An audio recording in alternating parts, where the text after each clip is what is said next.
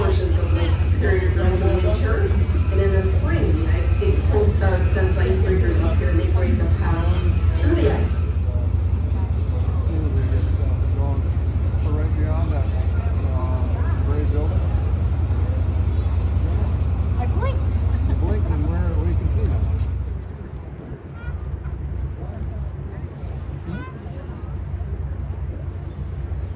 Entering into the Canadian Lock.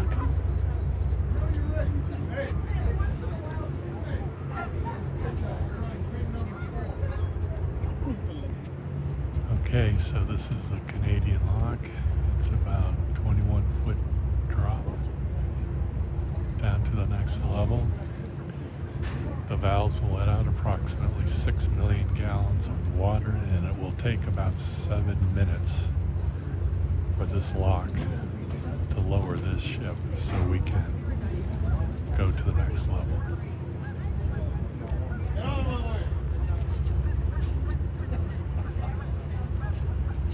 You can see the drop as we're getting closer. Again, it's 21 feet. I believe in you on this one.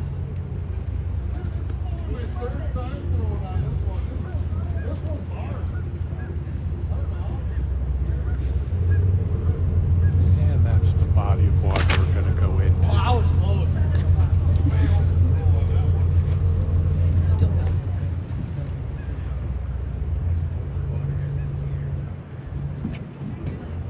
Now you can see the difference.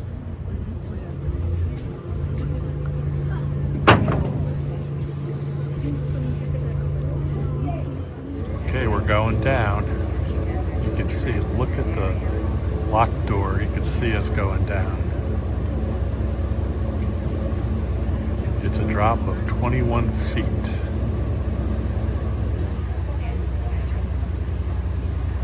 That noise you heard that just went off was the opening of the gate below that just enables the water to flow out.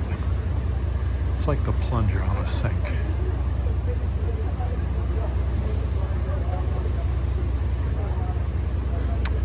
Alright, it takes about 7 minutes to get down. We're about a minute into it, so I'm going to turn this off and not bore you anymore.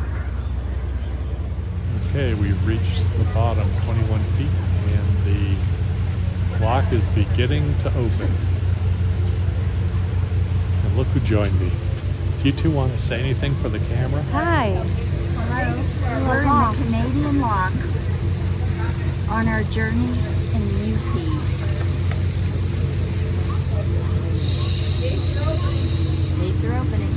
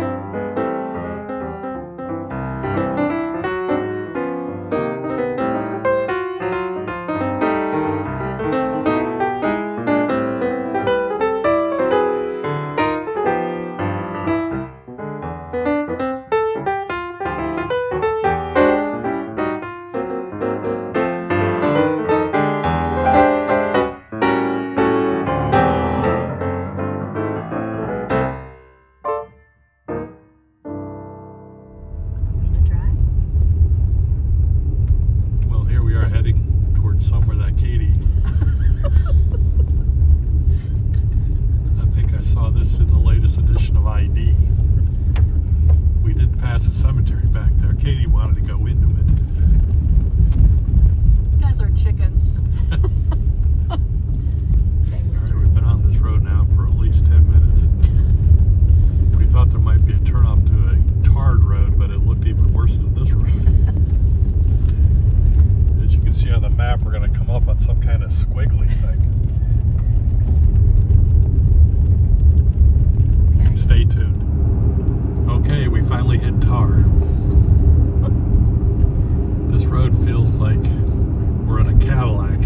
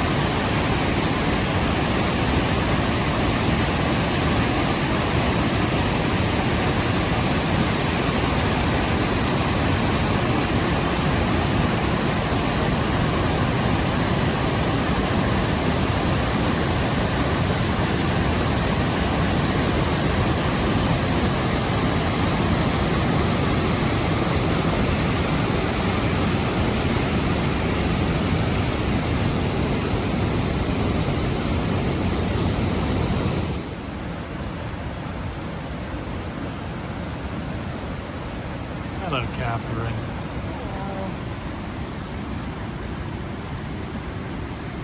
Tequamanon. So the bridge is this way? Yep. And there she is, taking our photo.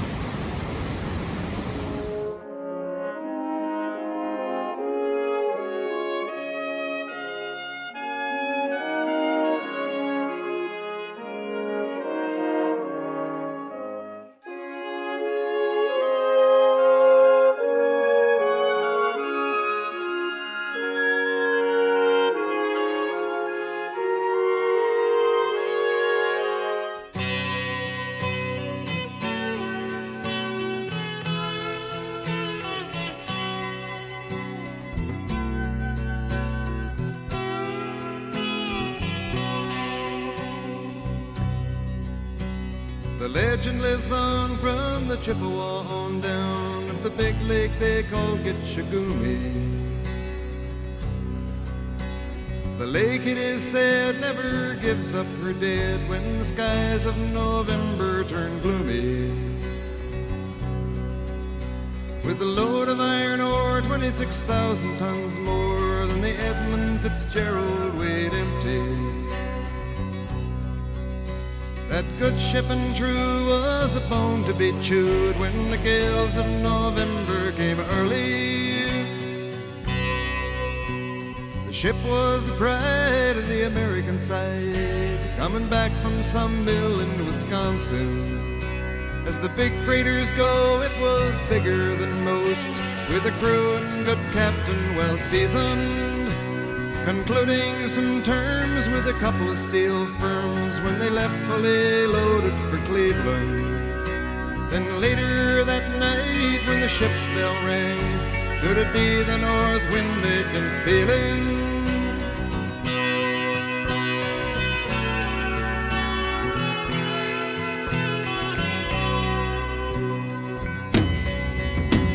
The wind in the wires made a tattletale sound, and the wave broke over the railing.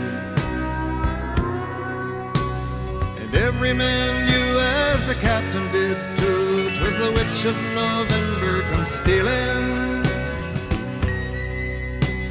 The dawn came late and the breakfast had to wait when the gales of November came slashing. When afternoon came, it was freezing rain in the face of a hurricane west wind.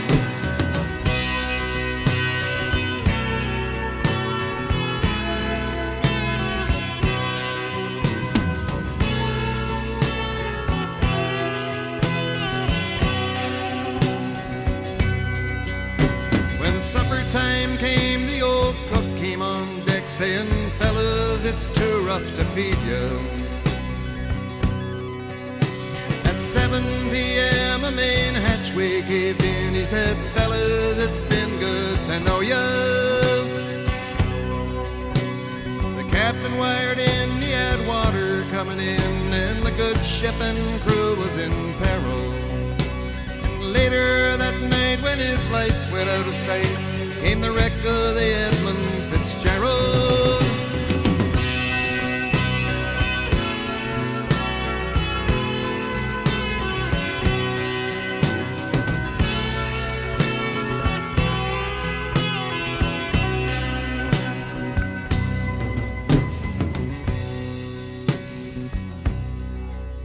Does anyone know where the love of God goes when the waves turn the minutes to hours? The searchers all say they'd have made Whitefish Bay if they'd put 15 more miles behind her. They might have split up or they might have capsized. They may have broke deep and took water. And all that remains is the faces and the names of the wives and the sons and the daughters.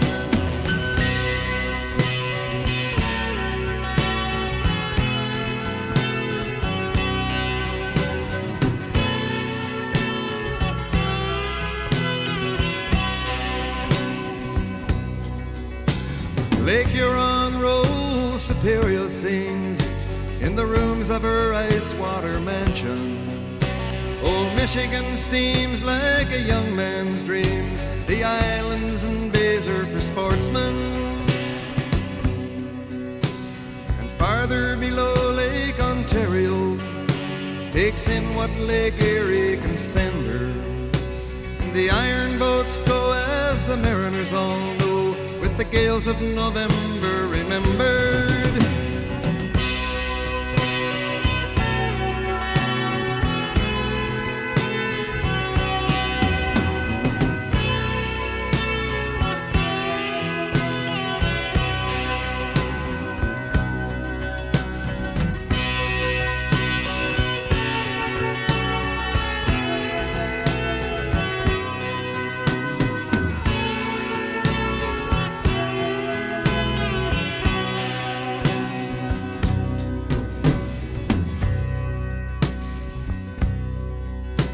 In a musty old hall in Detroit, they prayed in the Maritime Sailors' Cathedral.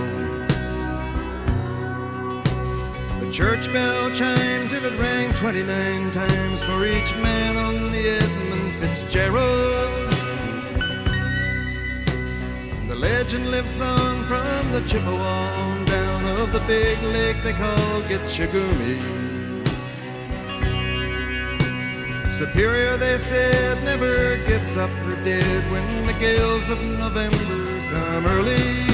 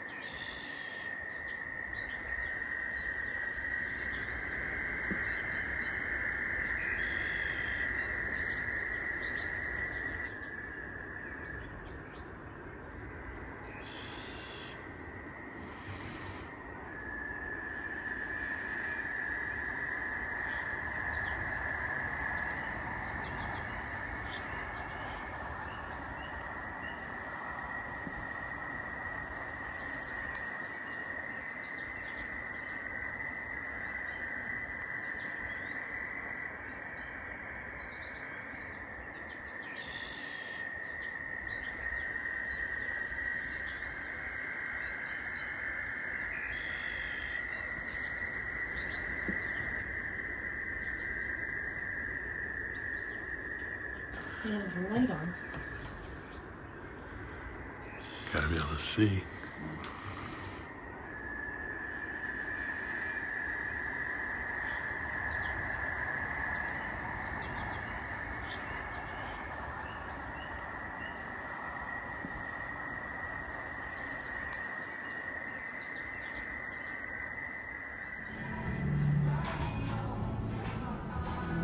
I will do it my way.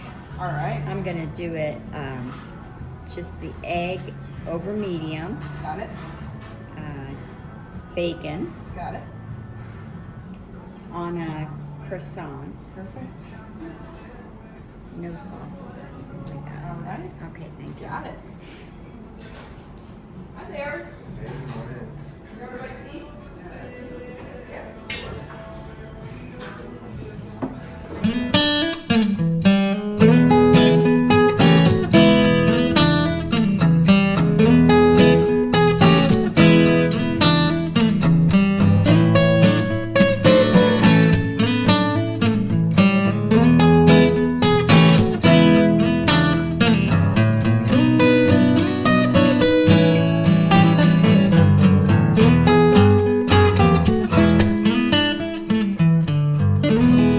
Big readers, he says.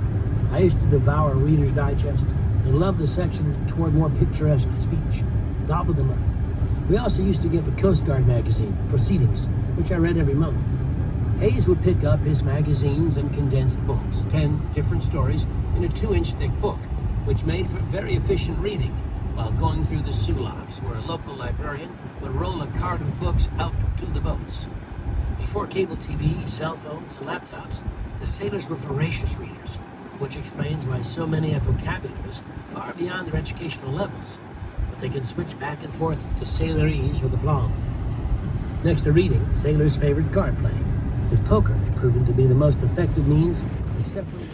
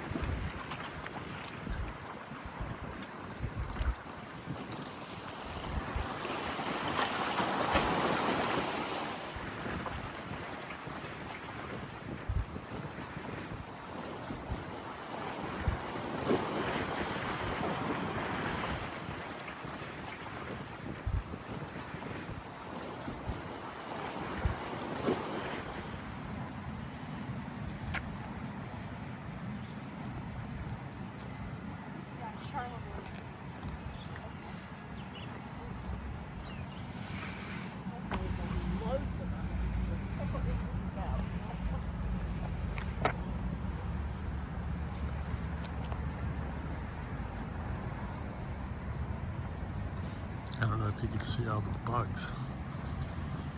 They're flying. Here's the steel bridge. It's your mom. Anyway, these damn bugs.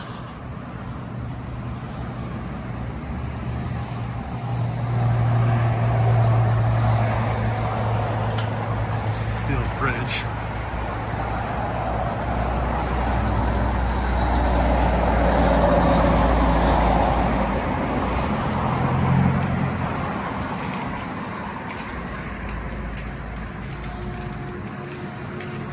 So scary.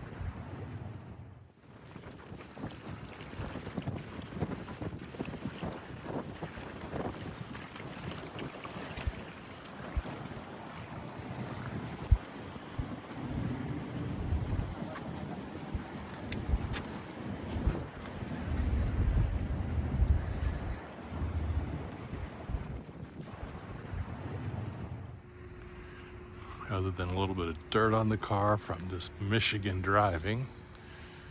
There's absolutely nothing wrong with the car.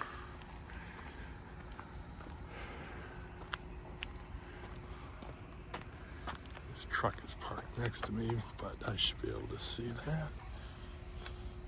It's gonna need a cleaning. That's about it.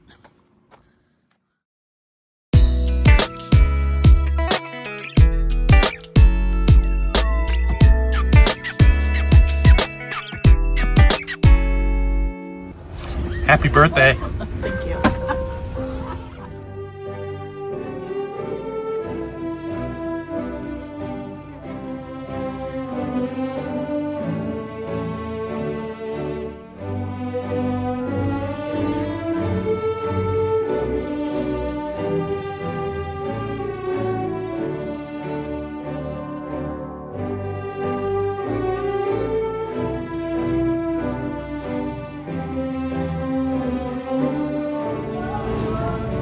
And who are you?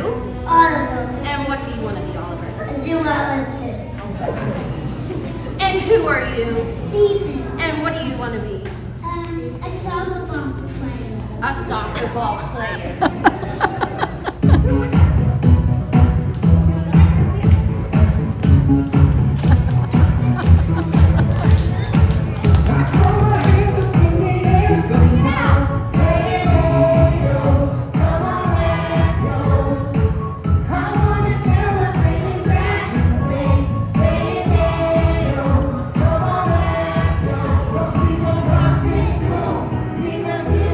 Right, we will graduate, 'cause we're dynamite.